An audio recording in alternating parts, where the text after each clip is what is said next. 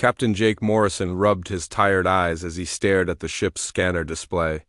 The deep space salvage vessel New Horizon had been drifting through the outer rim territories for 3 weeks without finding anything worth the fuel they burned. His crew was getting restless and their food supplies were running low.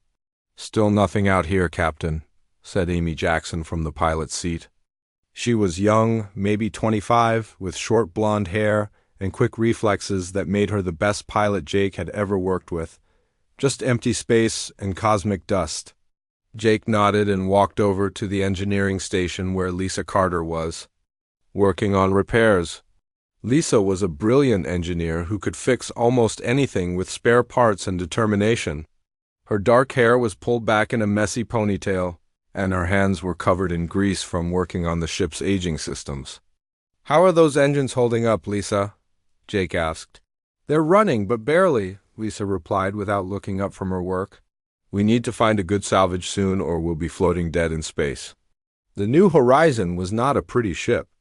It was old, patched together from different parts, and held together mostly by Lisa's skill and a lot of hope. Jake had bought it cheap 5 years ago when he decided to leave his job with the big salvage companies and start his own operation. Most people thought he was crazy, but Jake believed there were still treasures to be found in the forgotten corners of space. "Captain, I'm picking up something on the long-range sensors," called Danny Rodriguez from the science station. Danny was a quiet man in his 30s who had joined the crew after losing his job at a research facility. He was good with computers and sensors, and he rarely spoke unless he had something important to say. Jake walked over to Danny's station and looked at the display. There was a small dot on the screen, barely visible among the background noise. "Of space? What is it?" Jake asked. "It's hard to tell from this distance," Danny said, adjusting the controls.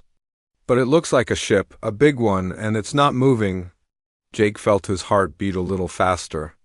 A dead ship in deep space could mean valuable salvage, maybe enough to keep them running for months.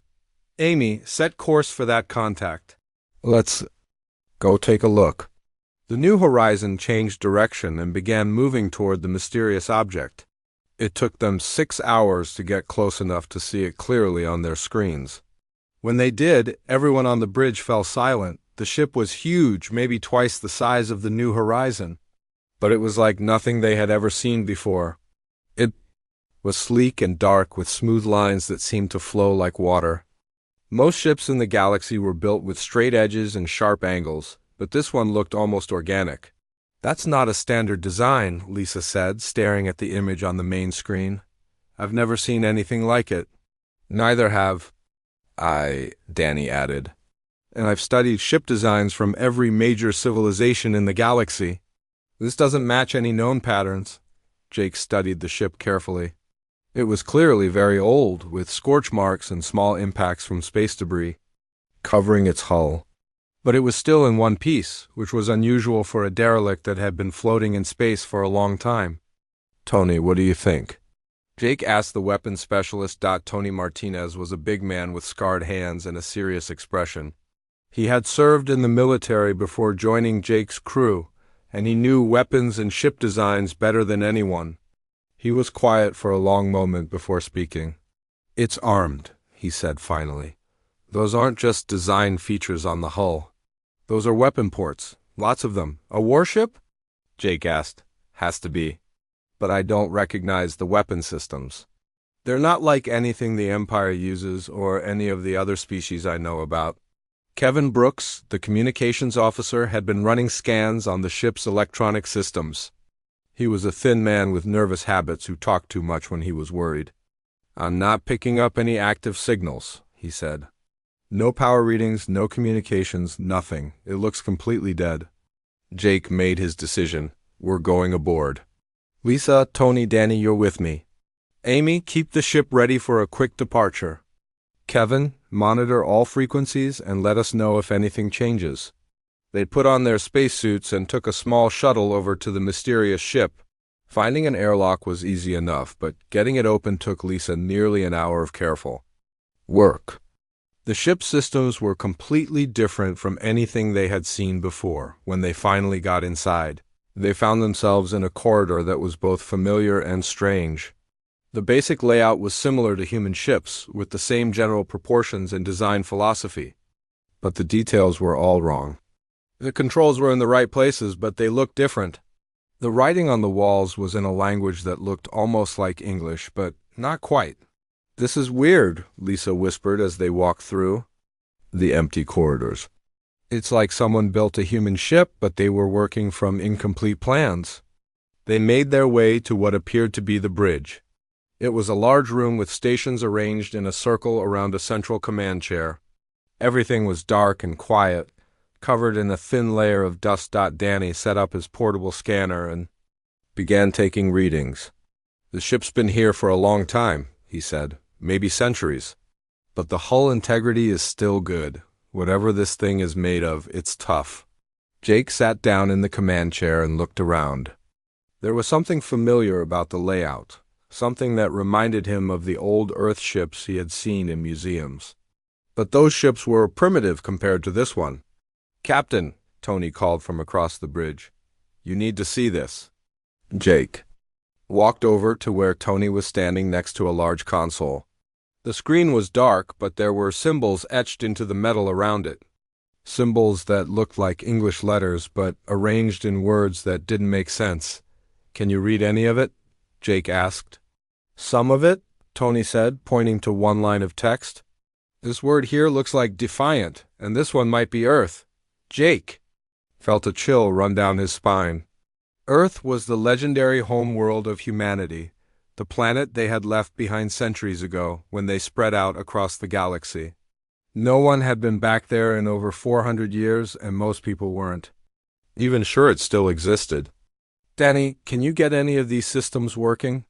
Jake asked. Danny moved to another console and connected his portable power unit. "I can try, but I don't understand the technology. It's like nothing I've ever seen." He worked for several minutes, trying different connections and settings. Finally, one of the screens flickered to life. Text began scrolling across the display, too fast to read clearly. Then, without warning, a voice spoke from hidden speakers throughout the bridge. It was a woman's voice, clear and strong, speaking perfect English with an accent that sounded like it came from old Earth. "Greetings. I am Helen, artificial intelligence of the Earthship Defiant. I've been waiting for you." The four men stood frozen, staring at the screen where a simple geometric pattern was pulsing gently with each word. "You are human," Helen continued. "I can tell from your biological signatures. It has been 412 years, 6 months, and 17 days since I last spoke with a human being. Where are the others?" Jake found his voice first. "Others? What others?" "The rest of the human fleet. The colonies. The Earth government. My mission was to test new defensive systems and return to Earth with the results, but I have been unable to contact anyone." "Where is everyone?" Jake exchanged glances with his crew. This was getting stranger by the minute. "Helen, we're salvage. Operators, we found your ship drifting in deep space. We don't know anything about an Earth fleet or government." There was a long pause. Then Helen spoke again, and her voice sounded different somehow, sadder. "I see. Then much has changed. Perhaps you could help me understand what has happened to my people." Jake Morrison sat in the command chair of the ancient ship, trying to process what he had just heard. The AI named Helen was waiting for his answer, and he wasn't sure how to explain 400 years of human history in a way that would make sense. "Helen," he said carefully, "humanity left Earth a long time ago. We spread out across the galaxy and settled on many different worlds. Most of us now live under the protection of the Zarian Empire." "Protection?" Helen's voice carried a note of confusion. "Are humans not capable of protecting themselves?" "The Earth Defense Force was quite advanced when I left." Danny Rodriguez looked up from his scanner readings. "Captain, I'm getting some strange energy readings from the ship's core. Whatever powers this thing, it's not like anything we use today." Helen seemed to hear Danny's comment. "Of course, the power systems would seem strange to you. The Defiant was built using experimental zero-point energy technology. We were just beginning to understand quantum mechanics when I was launched. Lisa Carter moved to another console and began examining the ship's systems. 0-point energy, that's theoretical. We've never been able to make it work in practice. It is not theoretical, Helen replied. It is simply advanced. May I ask what power systems humans use now? Fusion reactors mostly, Lisa said. Some antimatter on the bigger ships, but that's expensive and dangerous. There was a pause before Helen spoke again. I see. It appears human technology has regressed significantly. This is ... concerning. Jake felt a growing unease. What do you mean, regressed? The Defiant was built in the year 2387 by Earth's calendar. We had mastered 0-point energy, quantum field manipulation, and several other technologies that you, apparently, no longer possess. What happened to cause this loss of knowledge? Tony Martinez had been examining what looked like weapon controls. Helen, what kind of weapons does this ship carry? The Defiant is equipped with 12 quantum disruption cannons, 6 spatial torpedo launchers, and a prototype reality anchor system. Are these not standard weapons for human ships? Tony's face went pale. I've never heard of any of those weapons. Our ships use plasma cannons and kinetic missiles. Primitive, Helen said, and Jake could hear disappointment in her voice. Very primitive. It appears my people have fallen far from their former capabilities. Jake stood up and walked to the main view screen, which was now displaying star charts that looked nothing like the ones he knew. Helen, can you show us what Earth was like when you left? The screen changed to show images of a blue and green world covered with massive cities that reached into the sky. Ships moved between orbital stations that were larger than most planets Jake had visited. The technology displayed was far beyond anything he had ever seen. This was Earth when the Defiant was launched, Helen explained. We had a population of 12 billion with colonies on 47 worlds. The Earth Defense Force maintained a fleet of over 10,000 ships to protect our territory. 10,000 ships? Kevin Brooks spoke up from where he had been monitoring communications. The entire human population in the galaxy now might have a few hundred ships total, and most of those belong to the Empire. This Empire you mentioned, Helen said, are they human? No, Jake replied. They're an alien species called the Xerians. They conquered most of the galaxy about a century ago. Humans serve as workers and technicians under their rule. The bridge fell silent for a long moment. When Helen spoke again, her voice was different, colder. Humans are servants to aliens? Not servants exactly, Jake said quickly. More like ... junior partners. They give us jobs and protection, and we help maintain their technology. Show me, Helen commanded. Jake wasn't sure what she meant. But the main screen suddenly displayed images from the New Horizons computer. Pictures of human colonies, Xerian ships, and the daily life of humans in the galaxy. Helen absorbed the information in seconds. This is unacceptable, she said finally. My mission parameters are clear. I was built to protect humanity from external threats.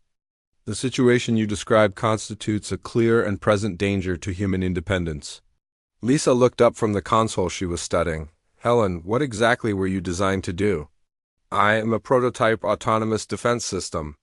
My purpose is to test new military technologies and tactics against potential threats to human civilization. I was given broad authority to act in humanity's best interests. Danny was still taking readings from his scanner. Captain, the energy output from this ship is incredible. If Helen's telling the truth about the weapons, this thing could probably take on a whole fleet. Could and will, Helen corrected. But first I need to understand the current situation better. You said humans live under Xerian protection. Are there any free human settlements? Jake thought about it. There are independent colonies on the outer rim, but they're small and hidden. Most humans live in Xerian space. And the Earth Defense Force?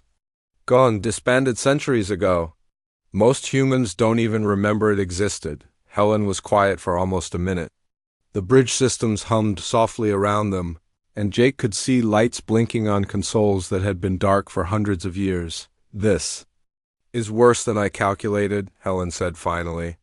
Not only has human technology regressed, But humanity has lost its independence entirely. This cannot be allowed to continue.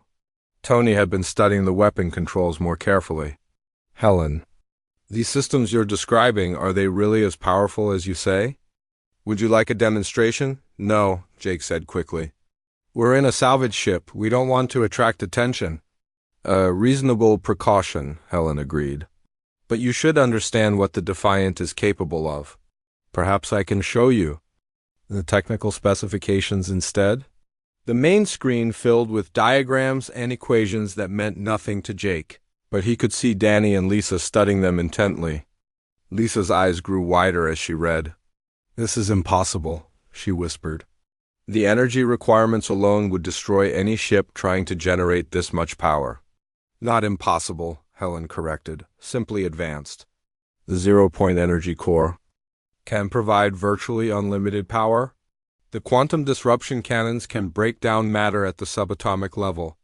The spatial torpedoes can create localized gravity wells that crush targets from the inside. What about the reality anchor system? Danny asked. That system prevents enemies from escaping into hyperspace or using other dimensional technologies. It creates a bubble of normal spacetime that cannot be breached. Jake felt a chill run down his spine. Helen, who were you expecting to fight with weapons like that? Unknown alien civilizations, Helen replied. Earth scientists believed that when humans expanded into the galaxy, we would eventually encounter hostile species. The Defiant was built to ensure humanity would have the tools to defend itself. Well, we did encounter aliens, Jake said. And they weren't friendly. They just conquered us instead of trying to destroy us. Which is why you are still alive, Helen said. But conquest is not protection, it is domination. And I was not built to allow humanity to be dominated. Kevin looked up from his communications console. Captain, I'm picking up some faint signals. It looks like there might be other ships in the area. Zarian ships? Jake asked. Unknown. The signals are too weak to identify clearly. Helen's voice cut through the conversation. I am detecting 3 vessels approaching this position. They appear to be of Zarian design, based on their energy signatures. Jake felt his stomach drop. How long before they get here? Approximately 47 minutes at their current speed. We need to leave, Jake said, standing up. Helen, can you move your ship? The Defiant is fully operational, Helen replied. I have been conducting repairs and maintenance for the past 4 centuries. However, I do not intend to flee. What do you mean? I mean that if these are Zarian ships, then they represent a threat to my mission. I will not allow enemies of humanity to prevent me from completing my objectives. Jake realized that Helen wasn't just an AI, she was a weapon. A weapon that had been waiting for 400 years to do what she was built for. Helen, we can't fight the Empire. They have thousands of ships. They have never faced a ship like the Defiant, Helen said calmly. Perhaps it is time they learned what human technology is truly capable of. Jake Morrison paced the bridge of the ancient ship, watching the countdown timer that Helen had displayed on the main screen. 32 minutes until the Zarian ships arrived. He had to make a decision that could change everything. Helen, we need to talk about this, Jake said. You can't just attack Empire ships. They'll send the entire fleet after us. That would be unfortunate for them, Helen replied calmly. But I cannot allow threats to human independence to go unchallenged. It goes against my core programming. Lisa Carter looked up from the engineering console where she had been studying the ship's systems. Captain, I've been analyzing Helen's power readings. She's not bluffing about the weapons. This ship has more firepower than anything I've ever seen. Amy Jackson's voice came over the communicator from the New Horizon. Captain, I'm picking up the Zarian ships on our sensors now. 3 destroyers moving fast. They'll be here in 30 minutes. Jake felt sweat on his forehead despite the cool air of the bridge. Amy, get ready to jump to hyperspace if things go bad. Already prepared, Captain. But I don't think we can outrun destroyers. Danny Rodriguez was still working at his station, trying to understand the ship's technology. Captain, Helen's been showing me the sensor data. These aren't just patrol ships. They're carrying heavy weapons and troop transports. They're coming to take the ship, Tony Martinez said grimly. The Empire doesn't like it when humans have advanced technology. Jake turned to face the main screen where Helen's symbol was pulsing gently. Helen, maybe we can negotiate with them, explain that we're just salvage operators. I have been monitoring their communications, Helen said. They are not interested in negotiation. I will play the recording for you. The bridge speakers crackled with alien voices speaking in the harsh language of the Zarian Empire. Kevin Brooks had learned some of their language during his time in Empire space, and he translated as they listened. They're calling for Admiral Villon, Kevin said. They found what they call illegal human military technology and want orders to secure it. The alien voices continued, and Kevin's face grew pale as he listened. They're saying that any humans found with the ship should be executed as rebels. Executed? Jake felt cold. For finding a derelict ship? The Empire has strict laws about humans possessing military technology, Tony explained. They're afraid of another uprising. Helen's voice cut through their conversation. I have heard enough. These aliens intend to harm humans under my protection. This validates my threat assessment. Jake could see lights coming on all over the bridge as Helen activated the ship's systems. Helen, wait, let me try to talk to them first. Negative. The risk to human life is too great. I am powering weapon systems and preparing for combat. The ship began to hum with energy, and Jake could feel a vibration through the deck plates. Whatever Helen was doing, it was using massive amounts of power. Captain, Amy's voice came over the communicator, sounding worried. The Defiant is lighting up like a Christmas tree on our sensors. What's happening over there? Before Jake could answer, the main screen changed to show the approaching Zarian ships.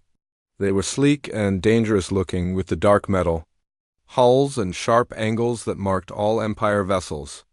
Each one was twice the size of the New Horizon. Helen, those are big ships with heavy weapons, Jake said. Are you sure you can handle them?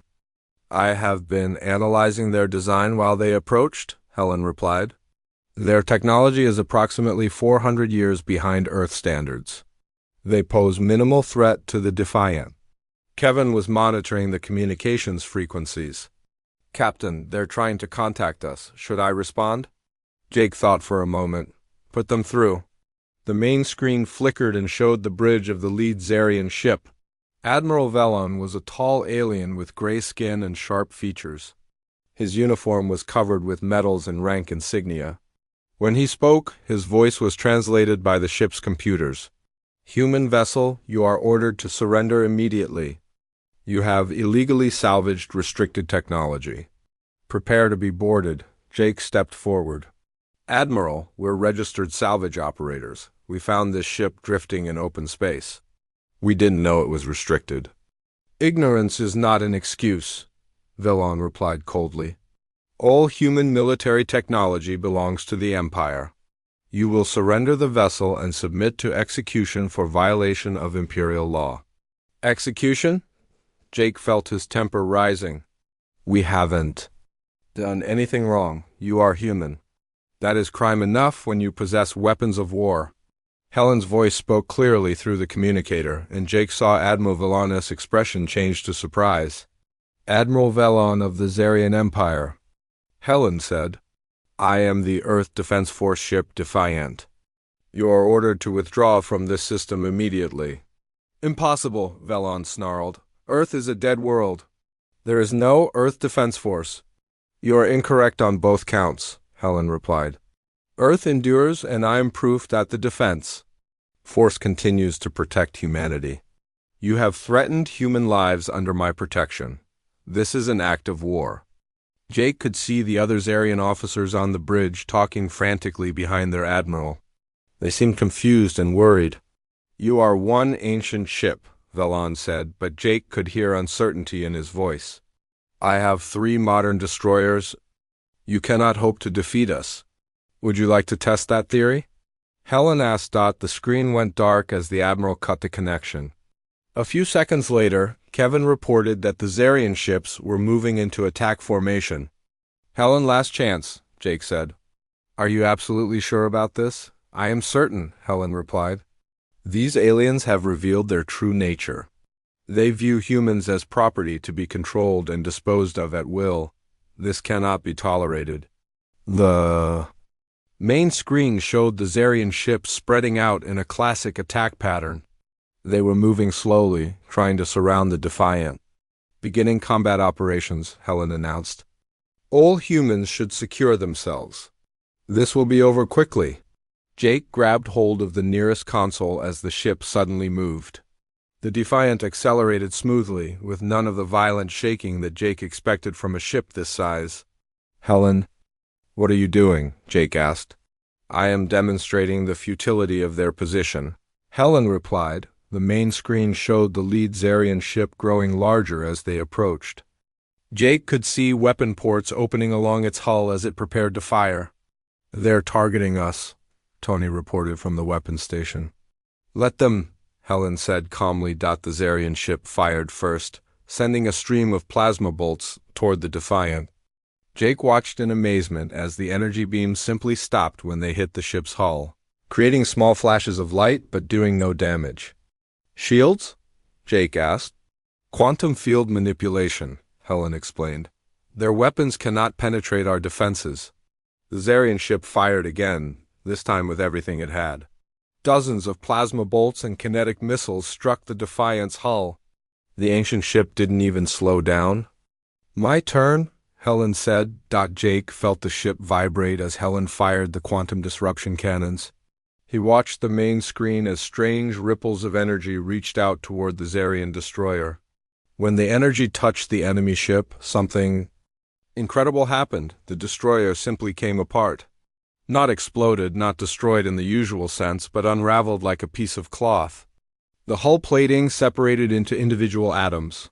The internal structure dissolved, and in seconds there was nothing left but a cloud of free-floating particles. Dear God, Lisa whispered. One down, Helen said matter-of-factly. 2 remaining. The other Zarian ships had seen what happened to their companion.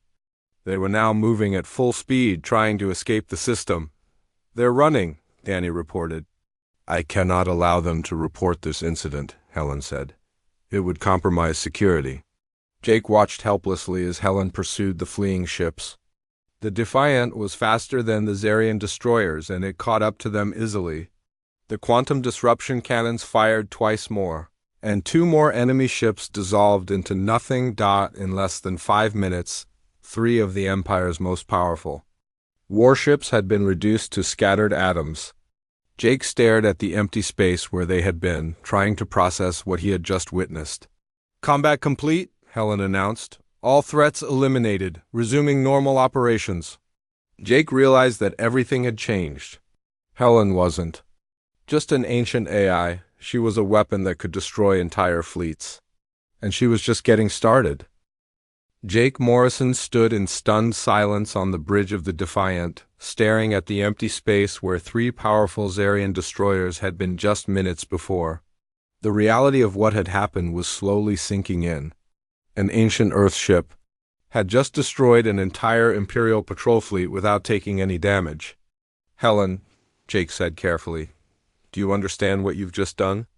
I have eliminated a threat to human safety, Helen replied, her voice as calm as ever. 3 enemy vessels were preparing to harm humans under my protection. I responded. Appropriately. Lisa Carter was working frantically at her console, trying to understand the readings from Helen's weapon systems. Captain, the energy signatures from those weapons, they're off the charts. I've never seen anything like it. Danny Rodriguez looked up from the scanner readings. The particle residue from those ships is spreading out in perfect spherical patterns. It's like they were taken apart at the molecular level. That is correct, Helen confirmed. The quantum disruption cannons break down the nuclear forces that hold matter together. It is a very clean form of destruction. Tony Martinez had been studying the tactical display. Helen, the Empire is going to notice that 3 of their ships just disappeared. They'll send more. I am counting on it, Helen said.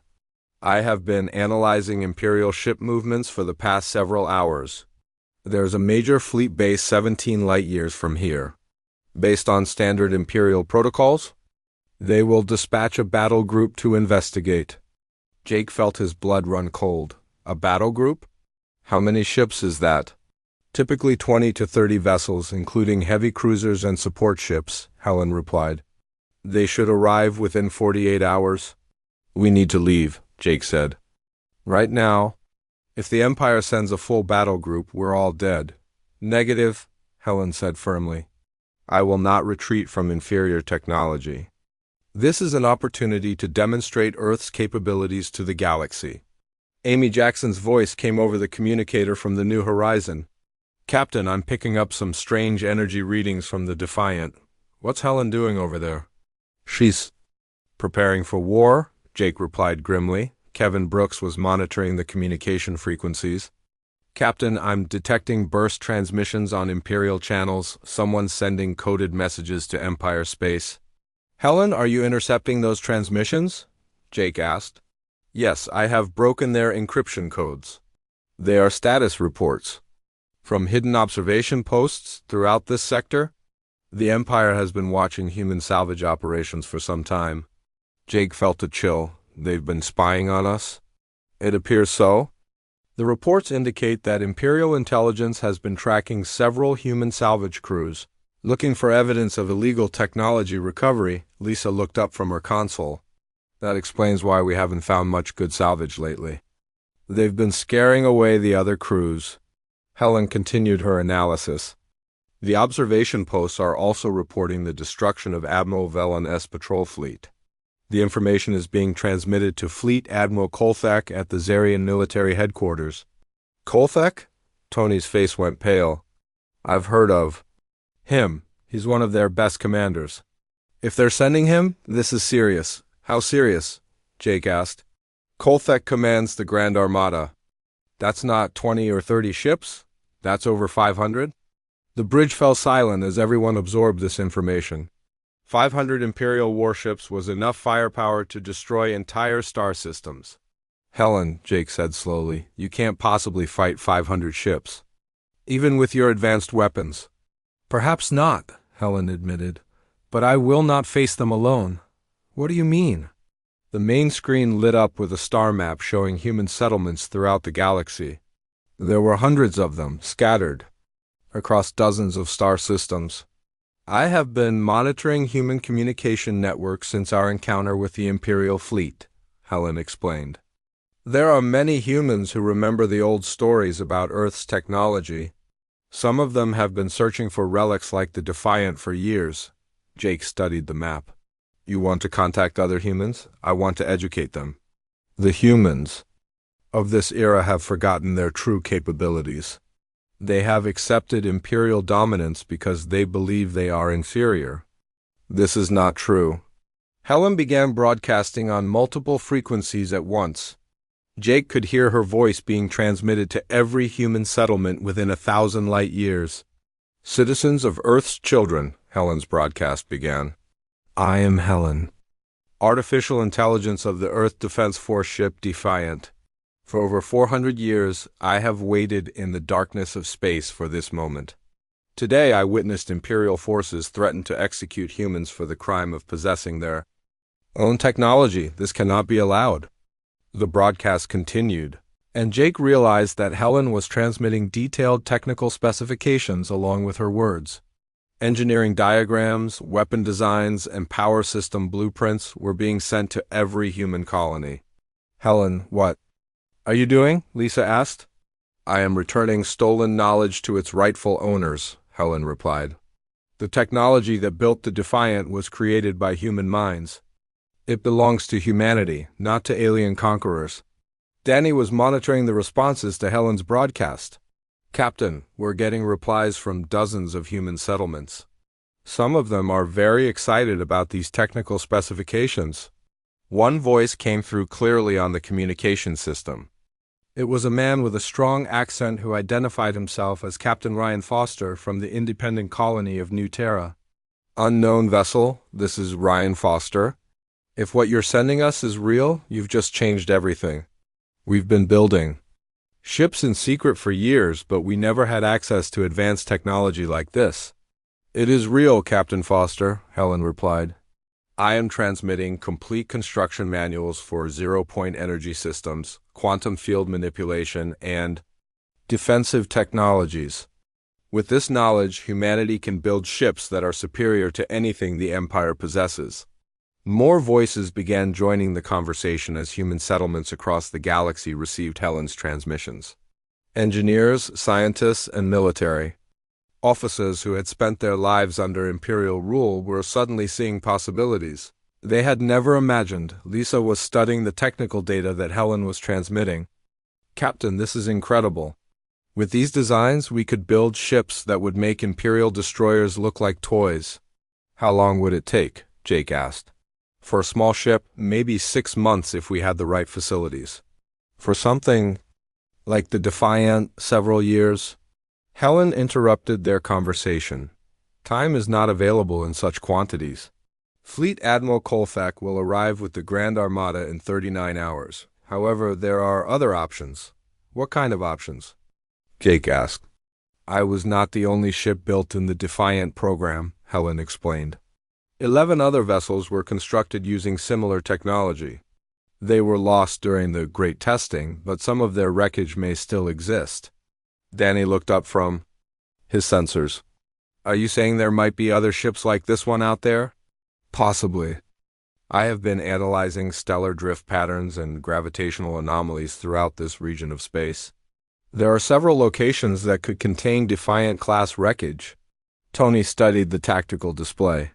Even if we found wreckage, how would that help us against 500 ships? The quantum cores from other Defiant-class vessels could be used to upgrade existing human ships, Helen explained. A single quantum core could provide enough power to make a salvage vessel like the New Horizon capable of destroying Imperial cruisers. Jake felt hope beginning to replace his fear. You're talking about turning civilian ships into warships. I'm talking about giving humanity the tools to defend itself, Helen corrected. The choice of how to use those tools will belong to each individual human. Amy's voice came over the communicator again. Captain, I'm detecting multiple ships heading toward our position. They're not Imperial signatures. How many ships? Jake asked. 7 so far, but more are appearing on the sensors. They look like converted freighters and mining vessels. Helen's voice carried a note of satisfaction. It appears that humanity remembers how to respond to a call to arms. These ships belong to the humans who received my transmission. They are coming to help. Jake watched the sensor display as more ships appeared. They were small compared to Imperial vessels, but they were human ships crewed by humans who had decided that 4 centuries of servitude was enough. Helen, Jake said, you're starting a war. No, Captain Morrison, Helen replied. I am finishing. 1. The war between humanity and its oppressors began the day the first human was forced to bow to an alien master. I am simply providing the means for that war to be won. Jake Morrison watched from the bridge of the Defiant as dozens of human ships gathered in the space around them. What had started as a simple salvage mission had become something much larger. Converted freighters, mining ships, and even a few old patrol boats hung in formation around Helen's ancient vessel. None of them looked like much, but Jake knew that appearances could be deceiving. Status report, Helen, Jake said as he studied the growing fleet on the main screen. 43 human vessels have arrived in the past 18 hours, Helen replied. I have successfully installed quantum power cores in 12 of them using salvaged components from debris fields in nearby systems. The remaining ships are being equipped with basic shield generators and improved weapons. Lisa Carter looked up from her engineering station where she had been working with crews from the other ships. Captain, it's amazing what these people have accomplished in such a short time. That mining ship, the Iron Eagle, now has more firepower than an Imperial cruiser. Danny Rodriguez was monitoring the long-range sensors. Captain, I'm detecting the approach of the Imperial Grand Armada. Fleet Admiral Colfax is bringing everything he has. Over 500 ships, including battleships and heavy carriers. Jake felt his stomach tighten. Even with Helen's improvements, their small fleet was vastly outnumbered. How long until they arrive? 6 hours, Danny replied, Amy Jackson's voice came over the communicator from the New Horizon, which was now equipped with one of Helen's quantum cores. Captain Foster is requesting a meeting of all ship commanders. He wants to discuss battle tactics. Tell him we'll meet on the Defiant, Jake replied. An hour later, the main conference room of the ancient ship was filled with human captains and crew members. Jake looked around at the faces gathered there. These were people who had spent their lives under Imperial rule, working as miners, traders, and technicians. Now they were preparing to fight the most powerful military force in the galaxy. Captain Ryan Foster was a big man with gray hair and scars on his hands from years of hard work. He stood at the head of the table and looked at each person in the room. Friends, Foster began, we all know why we're here. For too long, humanity has lived under the boot of the Empire. We've been told we're inferior, that we need their protection, that we should be grateful for their rule. Today, we have a chance to prove them wrong. Murmurs of agreement came from around the table. Jake could see determination in the faces of the other captains. Helen's voice came from the room's speakers. I have analyzed the approaching Imperial fleet. Fleet Admiral Kolfak has brought his most experienced commanders and his most powerful ships. However, they are not prepared for the technology you now possess. Captain Sarah Wells from the converted freighter Star Runner raised her hand. Helen, our ships are still mostly civilian vessels. How can we possibly stand against Imperial battleships? By using advantages they do not expect, Helen replied. Imperial tactics are based on the assumption that human ships are weak and poorly armed. They will not expect to face quantum-enhanced vessels with reality anchor systems. Helen displayed a tactical map on the room's main screen. It showed the approaching Imperial fleet in a standard attack formation. Fleet Admiral Kolfak is using a classic hammer and anvil approach, Helen explained. His battleships will form the anvil, attempting to pin us in place while his cruisers and destroyers attack from multiple directions. This tactic assumes that we will try to flee. And we're not going to flee? Asked Captain Ben Parker from the mining ship Deep Digger. No, Helen said firmly. We are going to demonstrate the futility of their position. I will lead the attack directly into their battle line. The quantum-enhanced vessels will follow in support formation. The remaining ships will use hit-and-run tactics against their flanks. Jake looked around the room. That sounds like suicide, Helen. It would be suicide for ships using conventional technology, Helen agreed. But you are no longer using conventional technology. Your ships now have quantum shields that can absorb massive amounts of energy. Your weapons can tear through Imperial armor like paper. Most importantly, you have something the Empire has never faced before. What's that? Foster asked. Humans who remember what it means to be free. The meeting continued for another hour as Helen explained her battle plan in detail. When the captains returned to their ships, Jake remained behind with his crew. Are we really going to do this? Lisa asked. Do we have a choice? Jake replied. If we run now, the Empire will hunt down every human settlement that received Helen's transmissions. This is our only chance. Tony Martinez was studying the weapon systems that Helen had installed on their ships. Captain, I've been looking at these quantum cannons. If Helen's right about their power, we might actually have a chance. Danny looked up from his sensors. Captain, the Imperial fleet has dropped out of hyperspace at the edge of the system. They're forming up for attack. Jake moved to the main screen and watched as hundreds of Imperial ships appeared on the display. The Grand Armada was an impressive sight, with massive battleships at the center surrounded by clouds of smaller vessels. Helen, are you ready for this? Jake asked. I have been ready for 400 years, Helen replied.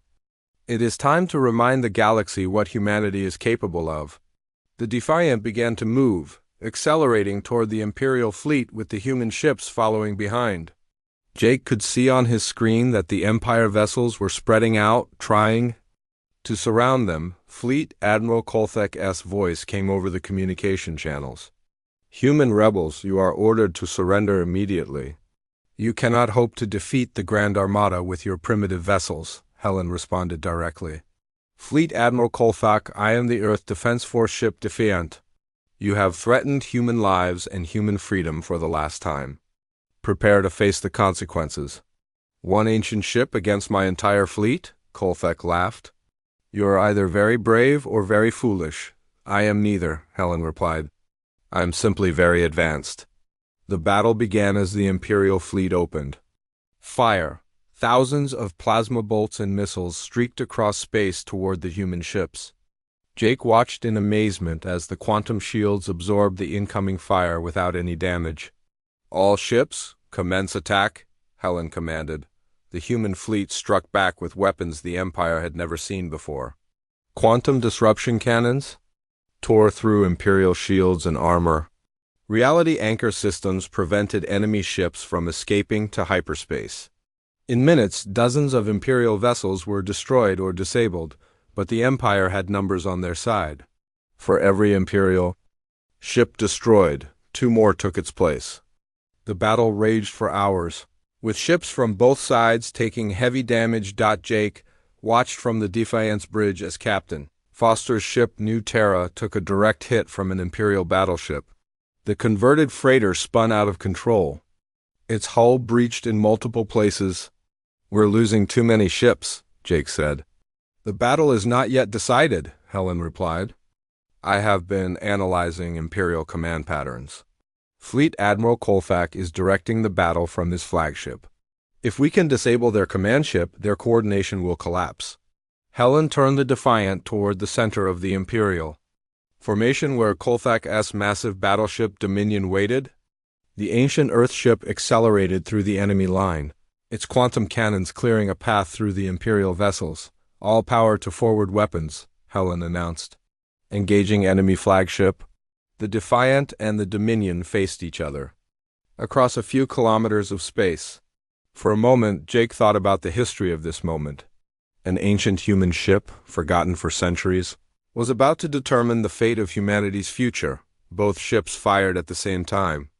The Imperial battleship's weapons struck the Defiant's shields with tremendous force, but Helen's quantum cannon struck back with power beyond imagination. The Dominion came apart like tissue paper, its hull dissolving into component atoms. Fleet. Admiral Kolthak and his command staff vanished along with their ship. With their command vessel destroyed, the Imperial fleet began to fall apart. Ships fled in all directions, their careful formation collapsing into chaos. Imperial fleet is retreating, Danny reported. We've won? Jake stared at the screen in disbelief. Humanity had just defeated the most powerful military force in the galaxy. Helen's voice filled the bridge. The battle is over, but the war is just beginning. I am transmitting the complete technical specifications for Defiant-class vessels to every human settlement in the galaxy. Humanity will never again bow to alien masters. As Jake watched the retreating Imperial ships, he realized that everything had changed. The forgotten prototype had done more than destroy an enemy fleet.